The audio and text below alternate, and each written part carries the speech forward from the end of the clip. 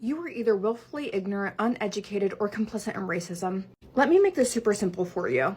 There are actual people in this actual world who actually need refuge. There are actually people who are starving, impoverished, going through fandoms, going through civil warfare, going through guerrilla warfare. And let me tell you something. The 59 white, well-kept refugees from South Africa are not part of that. I don't care what your little post says. I don't care what your little comment says. Trump signed an executive order that they are no longer allowing refugees into this country. The refugee admissions program is currently suspended. So when he makes an exception for white only South African refugees, you can no longer claim that it is about the B law. It's as simple as this.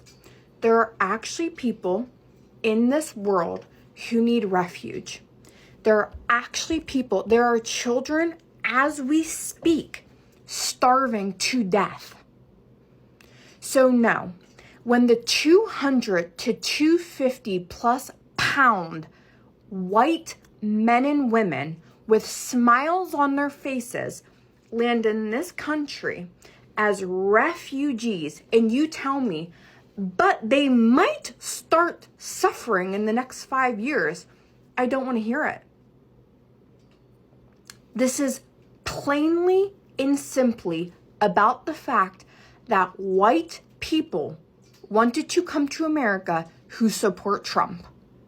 That's it. If you're wondering where all these South Africans are going to go, don't worry. They already had a plan in place, and it was called Acre Trader.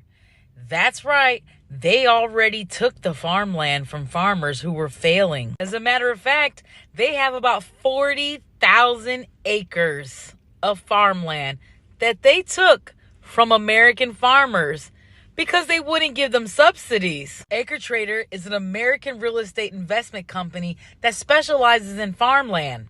It says here that the company aims to increase investor access to real estate assets and provides capitals to farmers and growers to expand their business. But what they failed to leave out here is that the first investor into Acre Trader was none other than J.D. Vance. You know J.D. Vance, the one who was in charge of the White House with the president who is cutting all the subsidies to the farmers? Yeah, that J.D. Vance. And what they also failed to mention is the fact that the people who were investing, yeah, they were South Africaners. And guess who just came to America to go on these farms? That's right. You guessed it. Are you sick of it yet?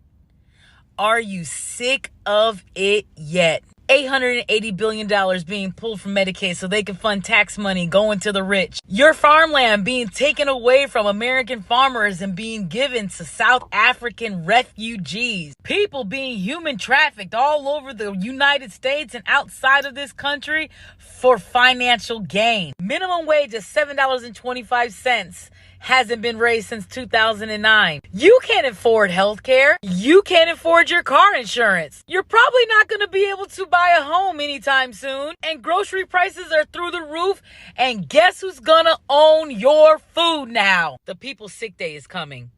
It's going to be a 1 to 3 day collection of people who are going to take back their power by setting down. No more showing up for work when you're making peanuts and they're giving away your farmland to foreigners. You better join us, because unless we stand up, none of us are going to win this fight. This is another day to remind all white folks watching this video, especially those who voted Mr. Donald Trump. Now, some people might ask, why are you always talking about the President of the United States negatively? Look, I'm not talking about him negatively. You can hear Americans themselves complaining about all those stuff. What I'm doing my work, just offering commentary and what I think as a creator, as a person, as an observer who also sees things that are happening across the world. Now, white folks, alongside Latinos, are not left out in this fiasco. Just recently, and this is still trending, you've heard Mr. Donald Trump importing or bringing a lot of refugees coming to the United States who are so healthy, well, they have families, they have large tracts of land. And in fact, research is saying that majority of the people that we are seeing, especially white South Africans who are being brought into the United States, own more than 70% of the land in the United States. They are coming for your farms, white folks. So buckle up for that. And this is a proof how racism is expensive. Alongside Latinos again, Latinos, you thought that you are so, the proximity to whiteness is so close as being to with black people. But look, this thing is biting you in your face. Same as white folks, you chose to vote for this. Say it's biting you on your face. Now, what are we going to be doing with this as black people? Black people are saying that this is not their fight. They're just going to be watching things unraveling, because very soon we have a lot of farmers who are going to be rendered. They're going to be rendered useless because they cannot work, because a lot of people that are being bought, there are people that can work cheaply. And that has always been the plan. The master plan, together with the president himself, Mr. Elon Musk, vouching for people who look like him in South Africa. That is the result. Now, I just watched this video. Really so much of things to learn about while watching. And I hope you all learn from this. And this is coming to the white farmers, Nebraska white farmers. I don't know how it's going to be. But at the end of the day, let me know what you think about this, because this is happening in real time. This is something that majority of white folks today are here to live with. I'm your presenter, Eugene Tech Stories. Sorry, today I'm not on my studio, but I promise I'm gonna still be delivering. This is what is happening. If you're watching me for the first time, kindly subscribe to the channel, join the membership, and really get to what I can offer you. For those who are always coming back watching my channel, I'm really grateful for the support that you're giving me. Those who are sending super thanks, those who are visiting my Cash App, buying me a coffee, I'm highly grateful. So let's watch the video. I'll be back and then we'll have a talk. So I have a question. I work with the homeless population, and I know for a fact that we still have plenty of veterans who are homeless, and also U.S. citizens that are homeless. So I wonder how it makes you feel knowing that instead of getting services for the vets and for the U.S. citizens, that this administration has now welcomed white South Africans, and they're going to get all kinds of help from the government. And I want to know, for those who are cheering the horrific deportation or kidnapping, because really that's all it is kidnapping, because there's no court orders, and these people are just grabbing people off the street. They're not identifying themselves. It's horrific. So that's my question. What does everybody think about the fact that now our government is bringing refugees from South Africa? And he said something along the lines of they have a rich, long history of all that they've done, and now the way that they're being treated is horrific. So I want to know, the American farmers here that have lost their farms, are those going to these refugees? Are they going to give those farms to the refugees? The people who lost their family farms. So that's my question. What do we think? Farmers for Trump. Farmers for Trump. Y'all might want to get in here.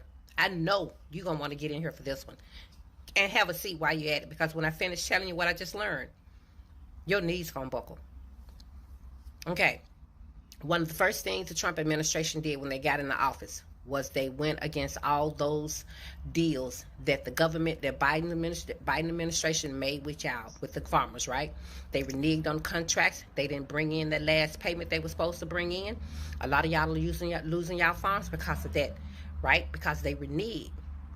There's this company called Acre Trader. I've mentioned this company before.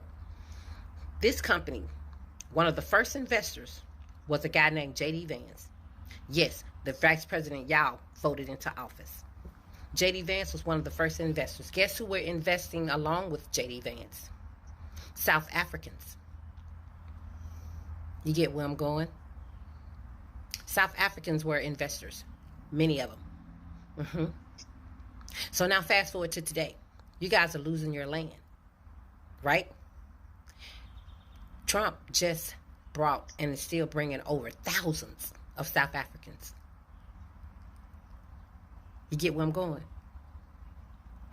He's bringing in thousands of South Africans. Where you think those South Africans gonna end up? Where you think they're going? Acre Trader has confiscated, or you can say purchased, whatever. I think they say it's about over 40,000 acres. The farmers that have already lost your land, I want y'all to do yourself a favor. Drive by. Give it a little minute, but drive by and see who the new owners of your farms are. Gotcha. They got y'all. They got y'all damn good. Do you see this was a plan? You see it was a plan. Now y'all see it. They played y'all the entire time. They've been playing y'all they've been playing y'all before November 4th. They knew what they were going to do when they got in there. All they needed y'all to do was fall for that old okie dokie again. You know that okie dokie that y'all never learned from. Whether wealthy white people use your hatred against black people and tell you that you are better than the most intelligent, most educated black man while they constantly picking y'all pockets. Well, now they done picked your land up under you. Y'all keep thinking that these rich white people are on y'all side. What you don't understand is the rich white people see y'all the same as they see us. You ain't got money. You're no use to them. You're pawns. They like to move y'all around the board. But on their level, never. In their circle, never. How many of y'all been out to Mar-a-Lago? Farmers. MAGA. How many times y'all been down to Mar-a-Lago? How many times has he actually invited you in his home, in his surroundings? I know how many times he done offered to a price tag for y'all to come see him. But how many times has he ever opened his doors to where he is? You guys would never be in that circle. J.D. Vance was in this company, invested in this company before he even became vice president. Think about that. Now we got all these South Africans coming over here. And if they just so happens to wind up on your land that you lost because they reneged on those contracts, y'all got played. Y'all got faked completely out of your acres. They played y'all to the freaking hilt because you refuse to learn this age-old lesson. The rich white man ain't your friend. You are his tool that he uses. That's it. And y'all never learn. Because they know one thing they can pull on y'all. They know that one thing they can dig at it's gonna always be paid. It's gonna be paid dirt. Always. And that's that hatred for black people. They know all they got to do is hammer on that, and they can pick y'all pockets clean. Well, now they done pick y'all out of thousands and thousands and thousands of acres of land because you refuse to learn. Hatred never wins. You are so filled with hatred. You're so consumed by it. Nothing means more to you. That is costing you everything you have. And some of y'all, some generational farms are lost, gone, because y'all just have to have that hatred more than y'all need air. It's sad. But it's funny too, because they say a fool and his money will soon part. Well, it looks like that's so damn true. Y'all refuse to learn, and they keep getting y'all.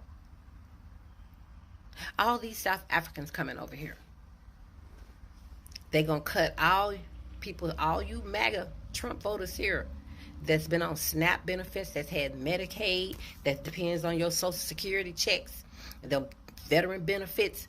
All of that is being taken away from you and gift wrapped to these South Africans that's coming. Yeah, they getting the full benefits of everything. They're gonna get housing assistance. They're gonna get Social Security. They're gonna get free phones. They're gonna get SNAP. Everything they cutting from you, they giving to them. They prefer them over y'all. Y'all were just useful tools. That was it. Donald Trump even told y'all at them rallies, I don't care about y'all, I just want your vote. But y'all looked at him as a comedian instead of a politician. What you should have been doing was using him as your source of entertainment. Y'all should have been going to his shows. But putting your livelihood in his hands, that was the biggest mistake y'all ever made. And the second biggest mistake is not learning from the first one. So, for those of y'all who've lost y'all land, all them Nebraska farmers and all those Iowa farmers and all y'all who went, bum rushed that damn poll and voted for Trump and J.D. Vance, they got y'all. They got y'all. Oh, they played y'all real pretty. When I say they used y'all weakness against you, and who better to know your weakness than your own? So think about it like that. While y'all busy hating us, while y'all busy detesting us, while y'all busy dreaming about unaliving us and watch us bleed and watch us hang, while y'all doing that, you really should be looking at them with that type of hatred, because we can't take from you what they taking from y'all. Even y'all hatred directed at the wrong group. You love your enemy. You are in love with the rich white man. And the rich white man is your enemy. You'll never be on their level. Never. Not in their eyesight. And as you can see, they know they can play y'all like a fiddle. J.D. Vance is paid. The South Africans have a way paved for them to come into acres and acres of land. They used to be held by Americans. So what are y'all going to do when they start deporting y'all off? So you never thought it was going to come to your doorstep, did you? Oh, it's on its way. It's on its way. You didn't vote just for our demise. You didn't know it, but you were voting for your own. And it's here. Go in and look at it. Go research it. Look into it. See when J.D. Vance, how much of a part of Acres Trader J.D. Vance is. And then look and see how many South African investors there are. And then I want you to come back and tell me with one big old smile on your face, is it great again yet? I don't know. Afrikaners that are leaving for America are broke. They don't have money, these guys. So you don't need to worry that, we're losing voices that keep private schools open, having great private hospitals. Those are not the Afrikaners that are leaving. These are Afrikaners that are unemployed, and they believe that BE has caused them to be unemployed, and that now, essentially, all the different policies that have been put in place prioritizes black people more and has now left them behind. You know, that those are the people that are leaving the country. Going to another country to be a refugee is crazy business. It's wild. Like, do you understand that you are saying that you are equivalent to an individual that is coming from a war-stricken country? That's essentially what you're saying. So that means that you are saying that things were so bad in your current country that you didn't have access to water, you didn't have access to food, you didn't have access to housing. That's essentially what you're saying. And it's possible that it was happening to some of these white Afrikaners. But my goodness, dog, like, yeah, it takes a lot of humility. I didn't know that Afrikaners had such humility. I've actually been impressed that some of these Afrikaners are humble enough to want to become refugees. Imagine, want to become refugees where they're gonna be given the absolute bare minimum. You should check on TikTok. There are videos of people showing the places where they're staying, where before they're actually dispersed into the different areas that they're gonna be relocated. It's really is the bare minimum. So yeah, it's no one who is coming from a nice poshy lifestyle with all the farms and all of that is gonna be leaving to go to America. It's really just gonna be poor Afrikaners. I'll be very surprised if there are any rich Afrikaners. Please come into the comment section and say, listen, I'm a rich Afrikaner and I am actually going to be leaving. I'll be very surprised if they're there. But yeah, to the poor Afrikaners, no, if you guys are suffering that much, you've got my full support. Full support. I mean, maybe you guys don't care about my support, but I am telling you that I personally am fully in support of you guys seeking a better life in America as a refugee. This South African farmer bullshit, which is the most blatantly obvious racist shit ever. It is blatantly obvious the way that we treat white South Africans, who, by the way, for the most part, and I am generalizing here, from some of the wealthiest people are well-to-do people in the country. They speak their language. They own most of the land and the property. And somehow they're being granted a fast track to become Americans while they're trying to cut down on immigration from other countries. You know, you get that from where? From the brown people. On March 7th, Trump took to Truth Social to announce he is offering white South African farmers, quote, a rapid pathway to U.S. citizenship, pointing out that South Africa's new land reform push signed into law last year, which lets the government take land without compensation if the property is not being used and there's no intention to either develop or make money from it. Okay? Now, I'm going to give you some context here. They're not just taking land away from white South African farmers. White South Africans, about 9% of the population, owned 87% of the fertile land. Okay? Today, black South Africans make up more than 90% of the population, and they only hold about 4% of all privately owned land. So what they're trying to do is say, hey, we need to fix an historical injustice and figure out if you're not using that land to farm, then we need to have some of that land, not taking all of your entire farm. That's not what's happening. And we need to what? There needs to be equity. And now people are crying because the playing field is being leveled. And so therefore it is now discrimination. I tell you, this comment got me dying. First of all, I'm not no Einstein, but if you are, running from genocide, you're a farmer, I'm thinking you should be a lot slimmer and more tan, I'm not saying you're gonna look like, my complexion, because it's black. But you should have like a little red undertone, because these people, they look so healthy. Their skin's all whitish glowing, if that's even a word. They don't look like they've been in any farms. It's not giving farmers. It's not giving that. It's looking a little bit too hefty, too well fed to be experiencing famine. As you said on genocide, it's not giving that. It's not giving that you've been working in a farm. I mean, maybe somebody else can tell me, because we don't have a lot of farm. Just so y'all know, we don't have a lot of. Listen, I'm in the South. I'm not around a lot of farms in the States, okay? So, yeah, it's definitely not giving farm. Y'all, don't worry about these white South Africans coming here. They about to be the new help. You heard me. They are about to be the new help. They got rid of all the people tending the land. All the immigrants that were tending the land are gone. So what they about to do, replace them with the white South African workers. Y'all gonna be working to feed black folks. As y'all should. Get y'all asses over here and do y'all goddamn job. Y'all think y'all getting away from us. Y'all not. Y'all just gonna be working for us. Come on in the room. See, Trump knew he couldn't get our asses out there. There's no way in hell you're gonna get black folks out there to work no kind of land. But he could say, hey, these South Africans are being suppressed. Their land is being taken away from them. They need to come over here and seek retribution. And get y'all asses in the field where the fuck y'all belong. Make sure y'all picking every fucking vegetable and don't miss out on anything.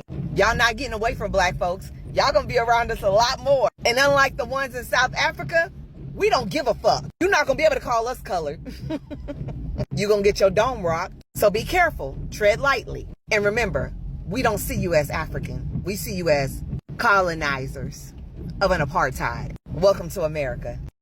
All right, rant of the day. These South Africaners that are coming in, I think 49 came in the other day. They are part of the little apartheid movement that collapsed in 1994. There's no targeted killing. There's no targeted genocide. South African government has strictly denied it. They are strictly saying, you're going off misinformation. You're going off of information from Elon. You're going off of information that is racist. Like, it's racist. The fact that you are terrorizing people in this country now that have lived here their whole life, that story about that 19-year-old that made a wrong turn, it's truly disgusting. All the while you're trying to end habeas corpus, end due process, all this shit. Fuck this administration. Fuck this racist bullshit. It is unfathomable that they're bringing in fucking white racists now. We are importing racism. We already have enough. Those rich white South African immigrants are going to get the same grace that MAGA gives the current immigrants in this country that are being deported. Get the fuck out of our country. We don't want you here. Go back to where you came from. Because they are stealing our money. They're not working. They're going to sit around on their lazy white asses. And Trump is offering up our federal dollars to pay for their existence for the next year, and I don't know how much longer. And they're not working. So they're not contributing to our society or our way of life or our health or anything like that. They're just taking our money. I mean, we had immigrants, hardworking immigrants, that contributed and worked $100 billion every year in federal taxes, and just their hard work and dedication to the building of this beautiful country. Now we got some lazy white South African rich bitches stealing our money. No grace from me. We're not going to make it comfortable.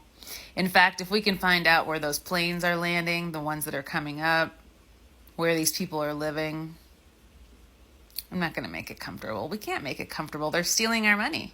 They're thieves.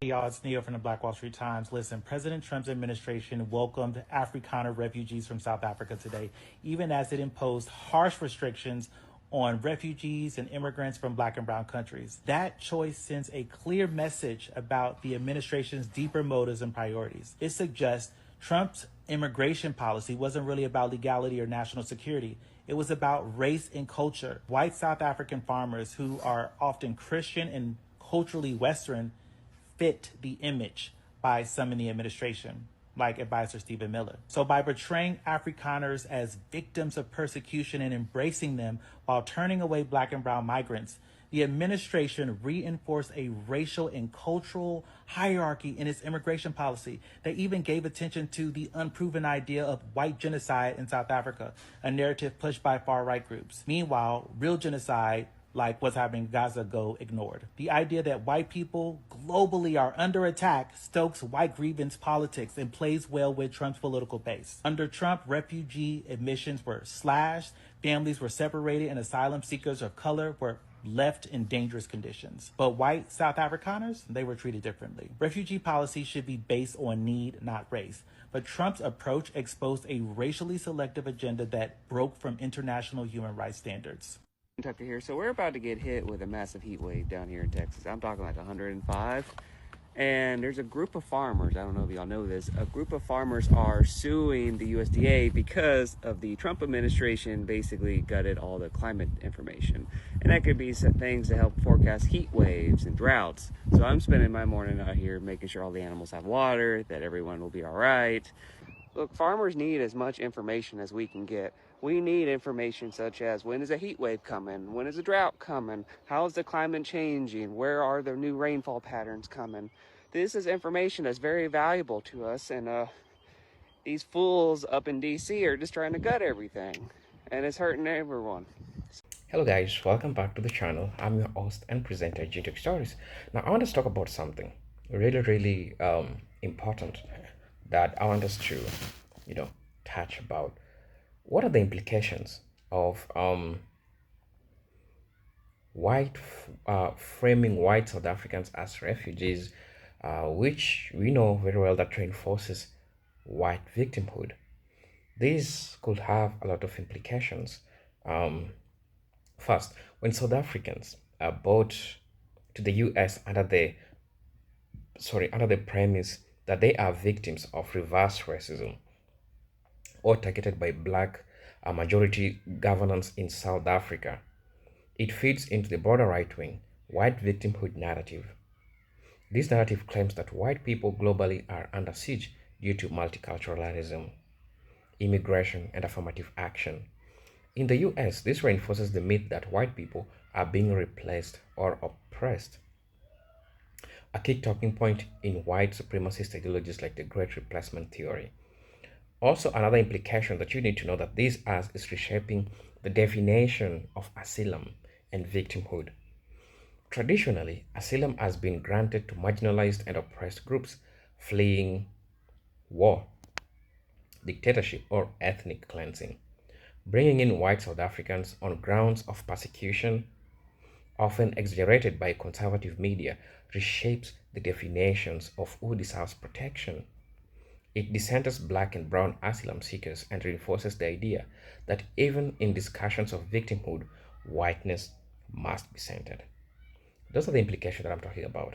Now, you need also to understand that this is creating a deep divide between white folks themselves. Within the white America, these moves can create tension because it's already creating a tension. White Americans who see themselves as economically struggling may resent foreign whites being prioritized for special treatment or media sympathy. Conversely, affluent whites may see these South Africans as ideological allies, people who can reinforce conservative values or anti-black sentiments. This dynamic can deepen division between elite whites and working class whites, while uniting them under a shared fear of demographic change. Also, you need to understand that this is used as a political weapon against black empowerment. Why am I saying so? The narrative that white South Africans are victims is often used to discredit black-led government or movements aimed at redressing historical injustices.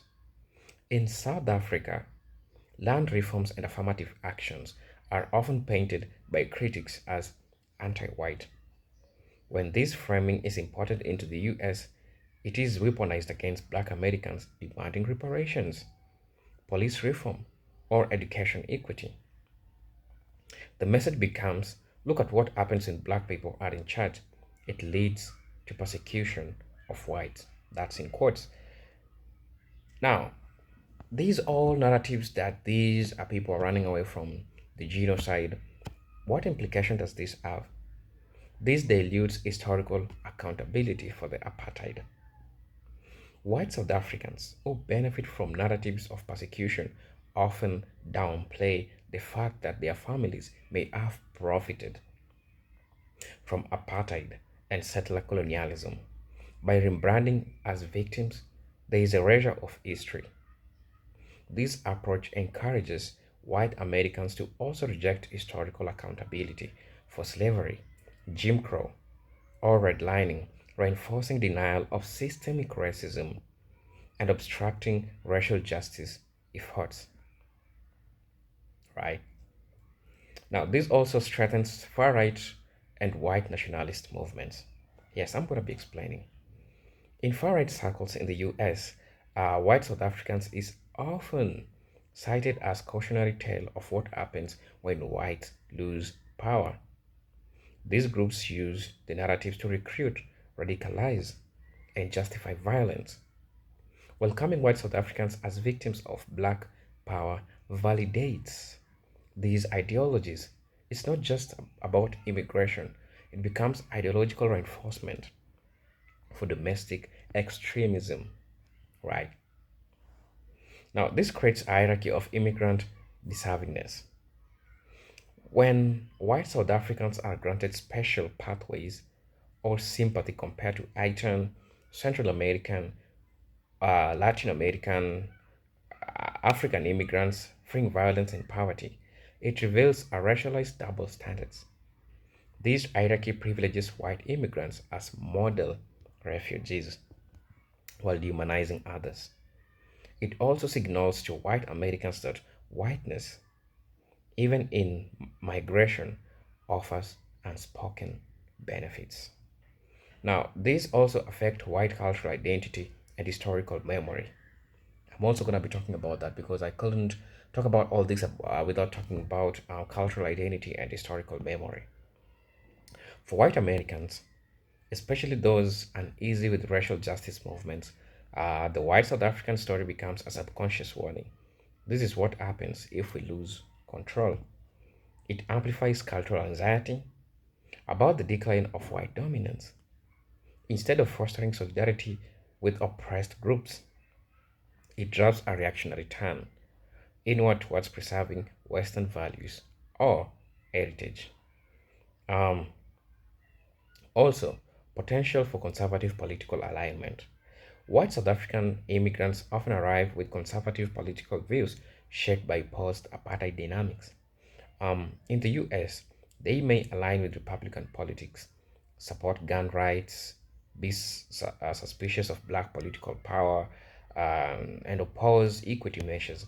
Their voting patterns and rhetoric can influence local and national politics, especially in swing states or conservative enclaves. Also, this reinforces anti-blackness among certain white groups.